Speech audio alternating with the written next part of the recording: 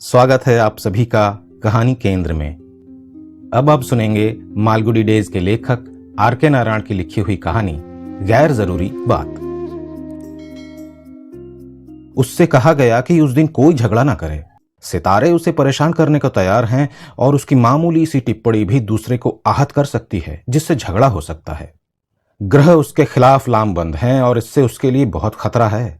पिछले दिनों उसके बारे में जो भविष्यवाणियां की गईं वे सच निकली। वो एक जेवरात की बड़ी सी दुकान पर एक कोने में बैठा हिसाब किताब लिख रहा था। दिन खत्म होने पर उसने काम बंद कर दिया और घर वापस लौटते हुए क्षण भर के लिए पास ही रहने वाले एक मित्र के यहाँ कुछ देर गपशप करने के लिए रुक गया। इसे सितारों का बड़ा ज्ञान था। मित्र कई दफा बिना कुछ लिए भविष्यवाणी करता था। उसने जो भी कहा उनसे कई बातें सच निकली। तुम्हें पैसों के मामले में दिक्कत होगी, करीब 15 दिन। तुम्हारे वाजिब पैसे भी सही समय पर तुम्हें नहीं मिलेंगे। बिल्कुल सही निकली ये बात। अपने गांव से उसे जो मासिक किराया मनी ऑर्डर से मिलता था, वो इस बार पते में कुछ गलती के कारण सारे देश में चक्कर लगाता रहा। इसके बाद उसके मित्र ने बताया, शनि भी तुम्हारा वक्री है, इसलिए परिवार में छोटी मोटी बीमारियां लगी रहेंगी। अगले हफ्ते बूढ़ी मां से लेकर 4 महीने के बच्चे तक सभी सर्दी और बुखार से पीड़ित रहे। उसे खुद बिस्तर पर लेटने की जरूरत महसूस हुई, लेकिन उसका स्वर्णकार मालिक उसे छुट्टी देने को तैयार नहीं हुआ। और अब पिछली शाम उसके मित्र ने बताया कि तुम्हारा बुरा समय अब खत्म हो रहा लगता है, फिर भी कल गैर जरूरी बात करने से बचना, पूरे सोमवार के दिन। जैसे ही उसकी नींद खुली, बिस्तर पर लेटे लेटे ही उसने अपने आप से कहा, आज किसी से बात नहीं करना है, क्या पता कौन सा शब्द गलत निकल जाए। उसने सबसे छोटे बच्चे के गाल पर हाथ लगाया, दूसरे की पीठ थपथपाई। 7 साल का बेटा स्कूल जाने को तैयार नहीं हो रहा था। उसे डांटने की जरूरत महसूस हुई, लेकिन चुप रहने का फैसला किया, जो उसके लिए वरदान जैसा था। लेकिन बीवी ने टिप्पणी की, तुम इसकी आदत खराब कर रहे हो। इस पर उसने जरा सा सिर हिलाया और बाथरूम की तरफ बढ़ा। लेकिन उसकी बेटी भीतर थी, जिसका मतलब था कि वो घंटे भर से पहले बाथरूम से बाहर नहीं निकलेगी। इस बार फिर उसने परिवार का नियम तोड़ा था कि दफ्तर जाने के समय वो बाथरूम में नहीं जाएगी। उसने 2-3 दफा खटखट की और सामने वाले बगीचे में लगे नल के नीचे बैठने चल पड़ा। भोजन के समय वो पूरी देर सिर झुकाए बैठा खाना खाता रहा। पत्नी के प्रश्नों के जवाब सिर्फ हां या ना में देता रहा। दफ्तर जाते समय उसकी आदत थी कि क्षण भर के लिए वरांडे में रुके और पान की मांग करे, पर इस बार वो जरा देर रुका और सोचता रहा कि उसे कोई खुद ही पान लाकर दे जाए। कोई नहीं आया तो उसने सोचा कि जरूर इन्हें अपने कर्तव्य का ज्ञान ही नहीं है। उसे समय पर ट्राम भी पकड़नी है। वो ये सोचता हुआ आगे बढ़ गया कि एक दिन पान नहीं खाएगा तो क्या हो जाएगा। ट्राम हमेशा की तरह खचाखच भरी थी। एक आदमी उसके अंगूठे पर आकर खड़ा हो गया। दर्द तो हुआ, लेकिन उसने चुपचाप सह लिया। ट्राम के कंडक्टर ने उसे बीच रास्ते में खड़े होने के लिए डांटा और पीछे कर दिया। वो चुप रहा। टिकट चेकर चलती ट्राम में ही कूदकर भीतर आ धमका और जादुई शब्द पास है कहने पर भी आगे नहीं बढ़ा और पास दिखाने को कहता रहा। शास्त्री ने जेबों में हाथ डाल डाल कर पास की तलाश की तो उसने कुछ कहा, लेकिन शास्त्री ने शहीद की तरह इसे भी बर्दाश्त कर लिया। दफ्तर में वो सिर्फ 2 मिनट लेट हुआ, लेकिन सामने गद्दी पर बैठे मालिक ने उसे घूर कर देखा और इस तरह व्यवहार किया जैसे 2 घंटे लेट आया हो। शास्त्री गूंगे की तरह उसके सामने खड़ा हुआ सब सुनता रहा। अब पत्थर की तरह क्या खड़े हो, जैसे मुंह में जबान ही नहीं है। मेरा ख्याल है यही ठीक समझते हो। शास्त्री की जबान पर आया कि पूछे, आज ये आपको हुआ क्या है, लेकिन वो आज आपको कहकर चुप हो गया। तो मालिक ने पूछा, क्या क्या वजह है सर? वो बोला, टाइम पूछ रहे हो मुझसे? सीट पर जाओ, नहीं तो मेरा गुस्सा बढ़ जाएगा। शास्त्री चुपचाप वहां से खिसक लिया। दफ्तर का काम शुरू हो गया। सेवक झाड़ पोंछकर अलमारियां ठीक कर रहा था। ग्राहक खरीदने और अपनी छोटी मोटी चीजें बेचने आने लगे थे। ऊपर लगा छोटा सा पंखा झर्र झर्र झर्र करके चलने लगा था। उसकी ठंडी हवा मालिक के चेहरे पर पड़ रही थी। दूसरा भागीदार दोपहर के वक्त आया और अपनी जगह आराम से बैठ गया। मालिक का छोटा बेटा कुछ बेकार की चीज खरीदने के लिए पैसा मांगने आया और लेकर चला गया। शास्त्री कोने में अपनी जगह भारी रजिस्टरों से घिरा काम करता रहा। एक ग्राहक उसके सामने रुका और पूछने लगा, देखिए, ये हीरा क्या इसमें से निकाल कर प्लैटिनम में जड़ा जा सकता है? शास्त्री ने गहने पर हल्की सी नजर डाली और कहा, ये वहां उनसे जाकर पूछिए। अच्छा, ये मैं जानता हूं। ग्राहक ने अकड़ कर कहा। आप जवाब नहीं दे सकते? शास्त्री ने सिर हिला दिया। जाहिर है आप इस बारे में कुछ नहीं जानते। नहीं जानता, शास्त्री बोला। तो ऐसी दुकान से निकल जाइए। ग्राहक बोला और मालिक के सामने जाकर बैठ गया। मालिक ने आवाज लगाई, शास्त्री यहां आओ। जी साहब। शास्त्री बिना सिर उठाए बोला। पन्ने का जोड़ पूरा करने में 3 लाइनें बाकी थीं। अगर वो उठता तो बीच में खलल पड़ता और उसे दोबारा ऊपर से गिनना पड़ता। बहुत लंबा खाता चल रहा था, इसलिए उसे मालिक को जवाब देने में कुछ देर हुई। तब मालिक आपा खो बैठा और चिल्लाया, कलम वहीं रखो और जब मैं बुलाऊं फौरन मेरे सामने आओ। लेकिन अभी भी 1 लाइन जोड़ना बाकी था। अगर ये नहीं हुआ तो शाम को पूरा समय इसी में फिर से लगाना पड़ेगा। लेकिन मालिक का आदेश आ गया था। शास्त्री ने लेजर से सिर उठाकर क्षण भर के लिए सामने देखा। मालिक का चेहरा गुस्से से लाल पड़ गया था, लेकिन उसने तय किया कि काम पूरा करके ही सीट से उठेगा, नहीं तो बड़ी दिक्कत हो जाएगी। वो बहरे की तरह अनसुनी करके काम में लगा रहा। फिर जब वो मालिक के सामने पहुंचा, उसने देखा कि उसने हाथ में पेपर वेट उठा लिया है। शास्त्री ने सोचा शायद वो इससे मुझे मारना चाहता था। उसके मन में चिढ़ पैदा हुई।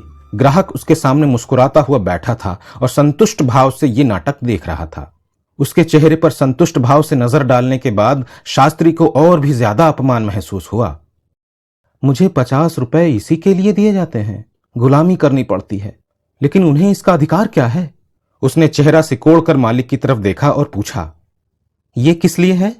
बेवकूफ, अपने काम से काम रखो। मालिक ने झिड़क कर कहा। बुलाने पर तुम आ क्यों नहीं पाते? शास्त्री ने तब तक अपने ऊपर काबू पा लिया था। दरअसल वो फूट पड़ने की स्थिति में पहुंच गया था। सर, मैं आंकड़े जोड़ रहा था। वो शांत होकर बोला। बुलाने पर आने की आदत डालो। मालिक बोला। अच्छा, तुमने इनका अपमान क्यों किया? मैंने कुछ नहीं किया साहब, शास्त्री ने जवाब दिया। तो मैं झूठ बोल रहा हूं? ग्राहक तमक कर कहने लगा। शास्त्री ने इसका जवाब गले से ही नीचे गटक लिया, क्योंकि उसे आज का निश्चय याद आया। अब ग्राहक पर हाथ उठाना चाहता था, पर उसे याद आया, जो बात कहे बिना काम चल जाए उसे मत कहो। मालिक ने ऊपर देखा और बोला, शास्त्री, मैं तुम्हें आखिरी बार चेतावनी दे रहा हूं। तुम्हें मेरे सब ग्राहकों से सही व्यवहार करना पड़ेगा, नहीं तो यह दुकान तुम्हारे लिए नहीं है। मैंने सिर्फ यह कहा कि प्लैटिनम के बारे में मैं कुछ नहीं जानता। यह भी गलत बात है। दुकान के हर आदमी को सब जानकारी होनी चाहिए, नहीं तो उसे यहां जगह नहीं है। समझ में आया ना? शास्त्री जाने के लिए मुड़ा। ग्राहक बोला, मैंने तो सिर्फ इतना पूछा था कि यह नग प्लैटिनम में जड़ा जा सकता है या नहीं। यह तो एक मामूली सा सवाल है। अच्छा, इतनी सी बात थी? इसका जवाब तो बच्चा भी दे सकता है। मालिक ने ग्राहक की हां में हां मिलाई। शास्त्री सुनो, प्लैटिनम में जड़ाई के बारे में क्या जानते हो? कुछ नहीं। अच्छा, खैर अपनी सीट पर जाओ। तुमसे मैं बाद में निपटूंगा, अभी मेरी नजरों से दूर हो जाओ। शास्त्री ने आह भरी और मुड़कर चला गया।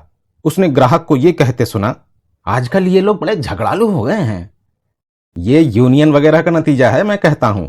इसका इंतजाम कर लिया है मैंने, फिर भी सावधान रहने की जरूरत है। कोने में बैठा शास्त्री आंकड़ों में अपने को डुबोने की कोशिश करता रहा। इसमें उसे आधी सफलता ही प्राप्त हुई। उसके दिमाग का एक हिस्सा चटकता ही रहा। एक मूर्ख आता है और मुझे अपमान सहना पड़ता है। मैं 20 साल से काम कर रहा हूं।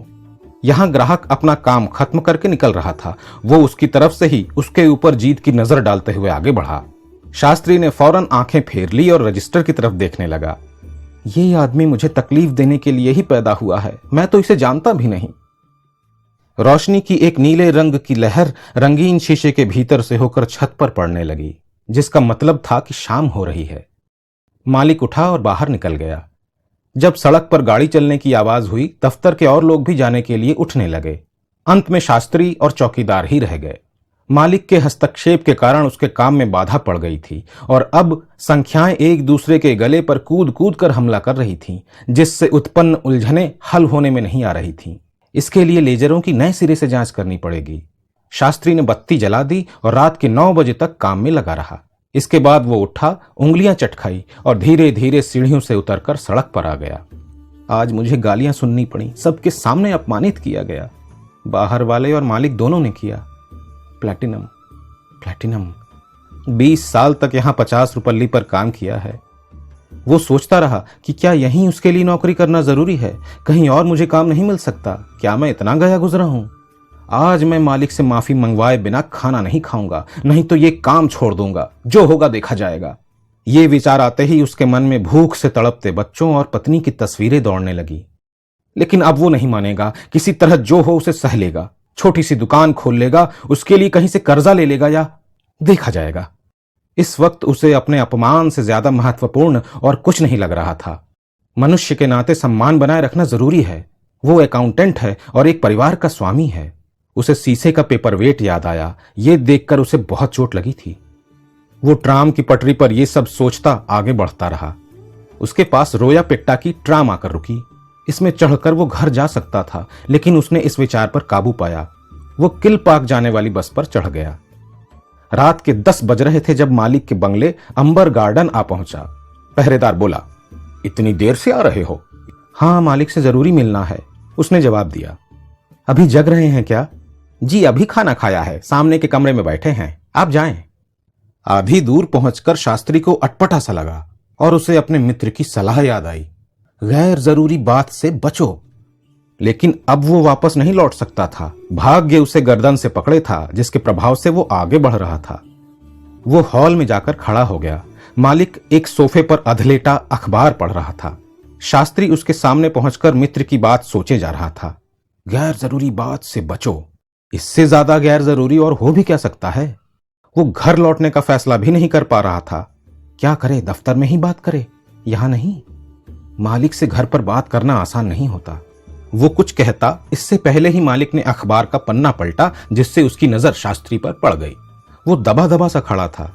कुछ देर तक उसे देखते रहने के बाद मालिक बोला, शास्त्री, हाँ, मैं देख रहा हूं कि तुम में काफी समझ है और तुम अपने व्यवहार के लिए शर्मिंदा हो रहे हो। मैं तुम्हारे बारे में ही सोच रहा था। अगर तुम फिर वैसा ही व्यवहार करोगे तो मैं तुम्हें फौरन बर्खास्त कर सकता हूं।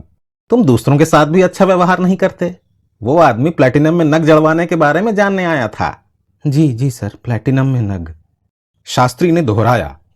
वो आदमी पागल था। तुमने देखा होगा कि मैंने पेपर वेट भी उठा लिया था।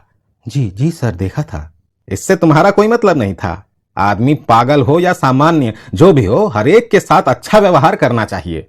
फिर चाहे वो प्लैटिनम के बारे में पूछे या चांदी, मिट्टी, कुछ और के। मेरे दफ्तर में हर एक को हर विभाग की जानकारी रखना जरूरी है।